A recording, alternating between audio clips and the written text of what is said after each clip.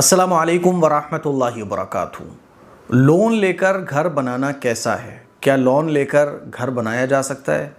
ये सवाल कल मुझसे किसी ने मालूम किया था व्हाट्सएप पर कि कासमी साहब हम रेंट पर रहते आ रहे हैं और सालों गुजर गई, अब सोच रहे हैं कि अपना घर बना ले, तो पैसा नहीं है और आजकल उधार कोई देता नहीं है, क्योंकि उधार कोई दे दे तो उसको फिर वापस मिलता नहीं है। तो वो कह रहे थे क्या लोन ले लें बैंक से हम और फिर अपना मकान बन जाएगा तो धीरे धीरे जो है ना वो ईएमआई भरते रहेंगे। तो शरई हुक्म क्या है? मेरे ख़्याल में हर मुसलमान जानता है कि सूद लेना, इंटरेस्ट पर रुपया लेना और देना ये दुरुस्त नहीं है, जायज़ नहीं है। हम लोगों की जो छोटी मोटी प्रॉब्लम होती हैं, हाँ कोई बड़ी मजबूरी पेश आ जाए और जैसे कि बड़े बड़े काम हैं जो बग़ैर गवर्नमेंट से अमाउंट लिए और बैंक से अमाउंट लिए शुरू ही नहीं हो सकते हैं, यानी वो एक अलग सिचुएशन हो जाती है। नॉर्मल जो हमारी ज़रूरत है, मकान बनाना है, इसी तरह से छोटा मोटा बिज़नेस शुरू करना है, इसी तरह से पैसे की ज़रूरत पड़ रही है तो साहब बैंक से लोन ले लिया। तो लोन लेना ये दुरुस्त नहीं है, शरीयत ने इसकी इजाज़त नहीं दी। लोन लेना ये बहुत बड़ा गुनाह है। अल्लाह ने कुरान मजीद में सूद लेने वालों और सूद देने वालों के लिए जंग का ऐलान किया है। यानी सूद लेना और देना ये इतना बड़ा गुनाह है कि इसके बारे में अल्लाह ने कुरान मजीद में इरशाद फरमाया कि ऐसे शख्स के लिए ऐलान जंग है। किसकी तरफ से ऐलान जंग है? अल्लाह की तरफ से और अल्लाह के रसूल की तरफ से। सूद लेना ये भी दुरुस्त नहीं है, सूद देना ये भी दुरुस्त नहीं है। अब आप सोच रहे होंगे मुफ्ती साहब मजबूरी है तो क्या ले सकते हैं? देखो आजकल कोई भी दुनिया के अंदर इतना हमदर्द नहीं है आपका कि जो आपको पैसा दे। हर आदमी अपने मतलब में चौकस है, हर आदमी को अपना फ़ायदा नज़र आ रहा है।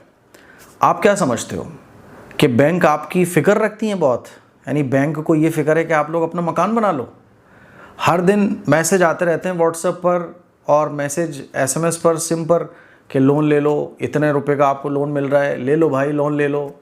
आजकल यार फ्री में एक गिलास कोई पानी तो पिलाता नहीं है, पानी भी आजकल पैसों का आ रहा है। एक गिलास पानी नहीं पिलाता है कोई फ्री में, यहाँ लाखों रुपये आपको फ्री में नहीं दे रहे वो। जनाब आली समझो बात को।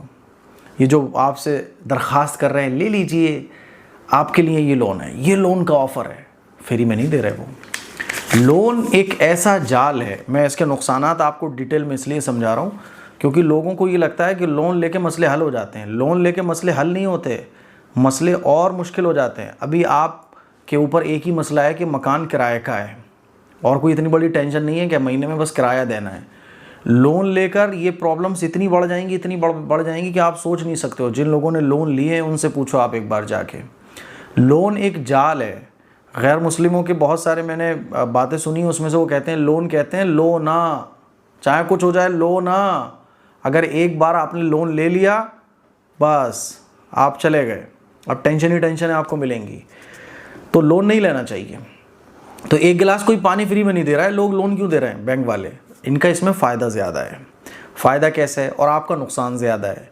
तो इसीलिए मैंने उनको जो मशवरा दिया वही मशवरा मैं आपको दे रहा हूँ कि देखिए लोन मत लो आप, ठीक है? आप जो पैसा ईएमआई पे बैंक वालों को दोगे वो जमा करते रहो।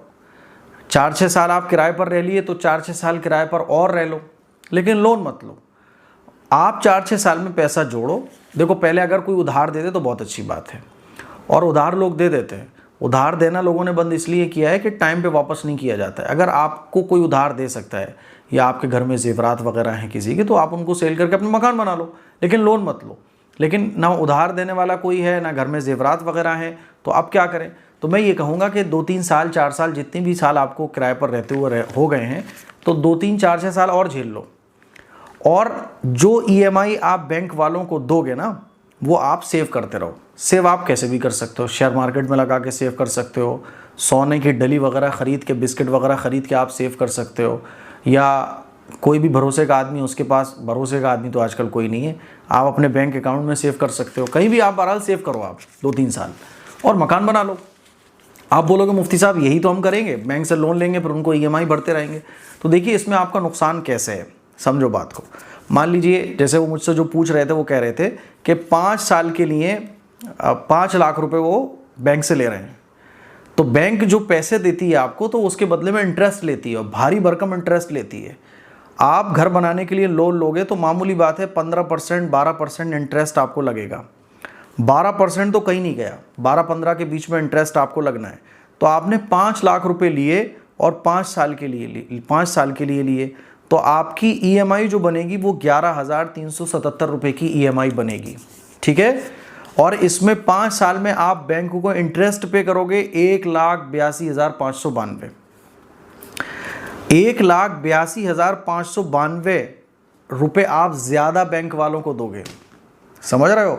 हर महीने के हिसाब से 3,000 रुपये ज़्यादा दोगे आप, हर महीने के हिसाब से 3,000 रुपये ज़्यादा, 3,000 रुपये तो किराया होगा आपका, समझ रहे हो बात को।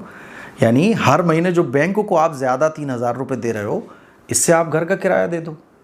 और जितना अमाउंट आप आसानी से सेव कर सकते हो पूरे महीने में, यानी मान लीजिए 11,377 रुपये EMI बन रही है, ये आप सेव करते रहो अपनी 3-4 साल के लिए। क्योंकि 5 साल अगर आप EMI दोगे बैंक को, तो 3,000 रुपये पर मंथ आपको बैंक को ज़्यादा देना है। तो मेरे भाई 5 साल किराए पे रह लो और किराए वाले को 3,000 रुपये जो किराया बनता है वो देते रहना, तो आप एक तो कर्जे से फ्री रहोगे, ठीक है। चलो आप बोलोगे नहीं मुफ्ती साहब 3 साल का हम ले लेते हैं, तो आप 3 साल लास्ट होता है, 3 साल की EMI बनवाओ, या 5 साल के लिए लोन लो आप, या 7 साल के लिए लोन लो।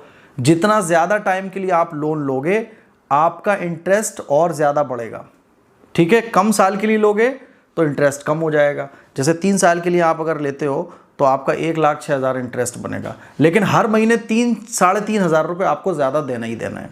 और अगर आप 5 लाख के बजाय 10 लाख रुपए का लोन लेते हो, तो ये 3,000 के बजाय हो जाएगा साहब 6,000 रुपये, यानी हर महीने आपको 6,000 रुपये इंटरेस्ट के बैंक को देना है।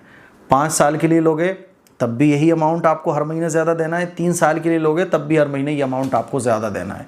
तो मैं आपको ये समझाना चाह रहा हूँ जो लोन लेकर घर बनाने की सोचते हैं, कि जब हर महीने 3-4 हज़ार रुपये इंटरेस्ट के तौर पर बैंक में ज़्यादा देना है, आपको मान लो भाई आपको शरीयत नहीं माननी। बहुत सारे लोग होते हैं वो कहते हैं अरे भाई ये तो ज़रूरत है, ज़बरदस्ती बस लोन लेना है, क्योंकि उनको लगता है शरीयत ने हराम कहा है, लेकिन दुनियावी एतबार से तो फ़ायदे नज़र आ रहे हैं।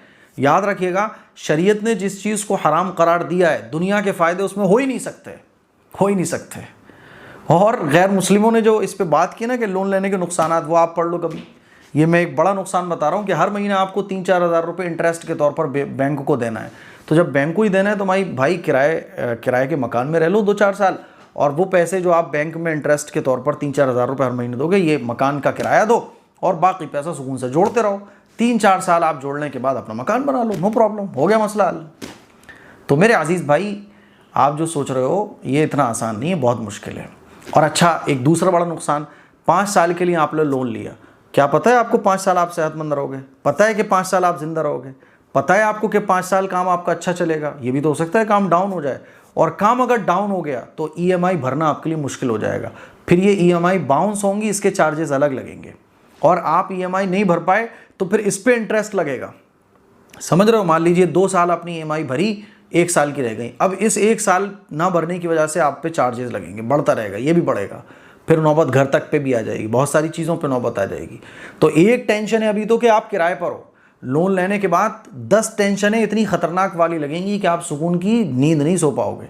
इसीलिए अल्लाह का शुक्र अदा करो, अल्लाह पर तवक्कुल रखो, और जो तरीका मैंने बताया इस पर अमल करो। इंशाअल्लाह 2-3 साल और गुजारोगे, हलाल में राहत है, सुकून है, और सुकून बहुत बड़ी चीज़ है। करोड़ों रुपए आपके पास हो लेकिन सुकून ना हो तो वो करोड़ों रुपए अच्छे नहीं लगते, और अगर सुकून है आपके पास तो आदमी सड़क पे भी सो रहा होता है ना, तो सुकून की नींद सो रहा होता है। इसीलिए इंटरेस्ट और लोन वगैरह से बचिए, और जैसे अल्लाह दे रहा है उस पर क़नाअत इख्तियार कीजिए, कोशिश कीजिए, इंशाअल्लाह आपका अल्लाह ताला घर बनवा देगा। मुझे उम्मीद है कि आपको बहुत अच्छे तरीके से मसला समझ आ गया होगा। इस क्लिप को शेयर करें। अस्सलामु अलैकुम वरहमतुल्लाहि वबरकातुहू।